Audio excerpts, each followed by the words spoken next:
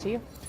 Jenna, thanks. The future of the passenger rail line connecting Western Mass to Boston is up for public comment right now. Members of the Western Massachusetts Passenger Rail Commission are in Springfield tonight to hear what people in the community want out of the east-west rail line. Western Mass News reporter Maria Wilson joins us live with details from that meeting. Maria.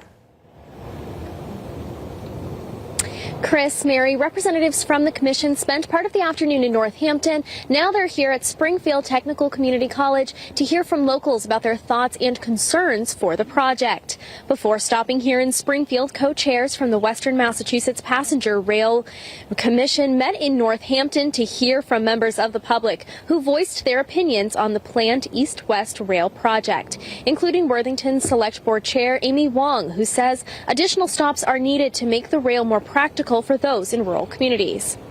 I would advocate for the stop in Chester, and I will also advocate for the stop in Palmer. The project would connect Pittsfield to Boston via a high-speed train that would make stops along the way, including here in Springfield.